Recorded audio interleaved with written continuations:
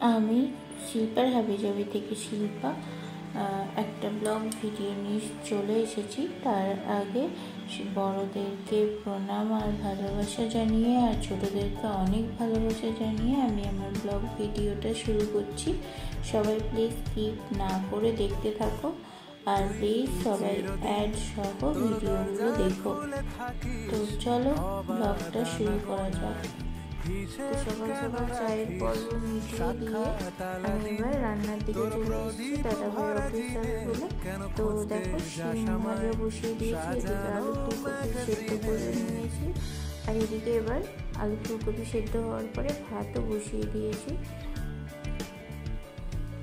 তো আমি আজকে আলু ফুলকপি বেগুন আর মটরশুঁটি দিয়ে ডিমের ঝোল রান্না করবো। তো দেখো তেল বসিয়ে দিয়েছি আর এদিকে ডিম সেদ্ধ করে নিয়েছি। ডিমটার মধ্যে নুন হলুদ দিচ্ছি আর খুন্তির সাহায্যে ডিমগুলোকে একটু কেটে দিয়েছি যাতে তেলে দিলে না ফাটে ডিমগুলো। তো নুনটা মাখিয়ে আমি এবার তেলটা গরম করে ডিমগুলোকে দিয়ে দিয়েছি। তো ডিমগুলো আমি একটু ভালো করে ভেজে নিয়ে তুলে নেব। তো তুলে নেওয়ার পরে এই তেলের মধ্যে আমি এবার একটা গোটা টমেটো, জিরে গুঁড়ো, একটা লঙ্কা গুঁড়ো, হলুদ, নুন সব দিয়ে ভালো করে কষিয়ে নেব।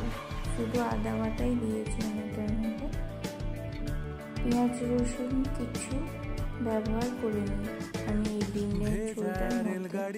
তো দেখো এটা একটু কষানো হয়ে গেলে আমি এর মধ্যে ভীষণ খাম খেয়ালে চলে তারপর পেরোয় মেঘ আর তারায় ভরা স্টেশন মটরশুঁটি অ্যাড করব। থামতে চায় প্রেমিকের ইন্সপিরেশন তোরে সকাল ঘুম ভেঙে দিতে পারি তোরে বিকেল ঘুরি ছিঁড়ে দিতে পারি তোকে আলোর আলপিন দিতে পারি তোকে মটরশুঁটিগুলোকে দিয়ে একটু নাড়াচাড়া করে আমি এর মধ্যে সবজিগুলোকে অ্যাড করে দেবো।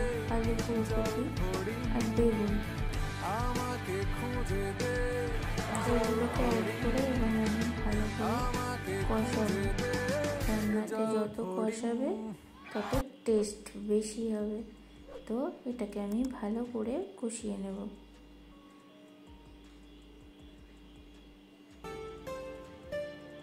কষানোতেই রান্নার আসল গুণ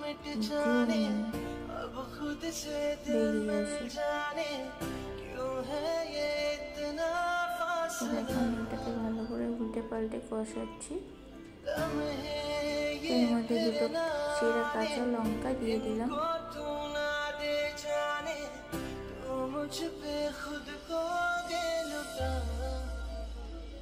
তো এর মধ্যে এবার আমি একটু চিনি অ্যাড করলাম। চিনিটাও যেন রান্নার একটা আলাদাই স্বাদ এনে দেয়। তো আমি প্রত্যেক রান্নাতেই একটু করে চিনি ব্যবহার করি।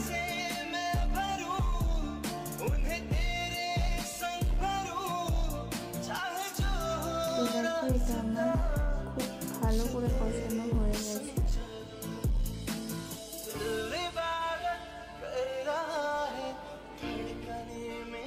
তো আমি এটার মধ্যে এবার জল অ্যাড করে দিচ্ছি।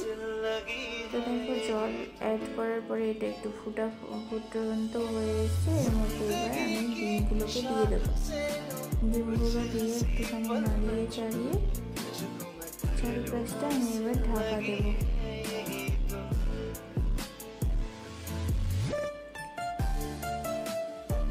তো ঢাকা দিয়ে আমি এর মধ্যে স্নান টান করে একটু রেডি হয়ে গেলাম। আমি এক জায়গায় বেরোবো এখন তার জন্য। তো এটা 5 মিনিটের জন্য ঢাকা দিয়েছিলাম। তো 5 মিনিট পরে দেখো ঢাকনা খুলে এসে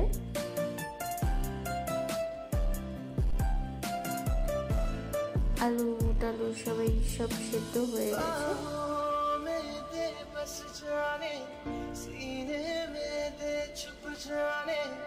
तुझ बिन मैं जाऊं तो कहाँ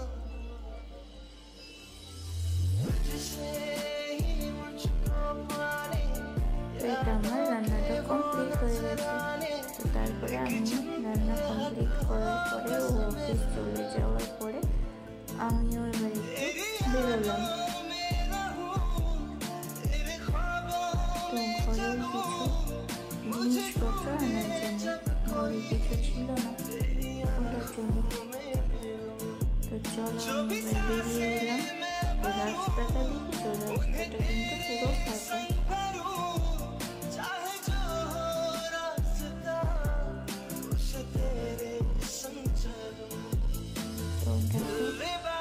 এখানে যে প্যান্ডেলটা দেখলে ওটা অনেকদিন ধরে করা আছে।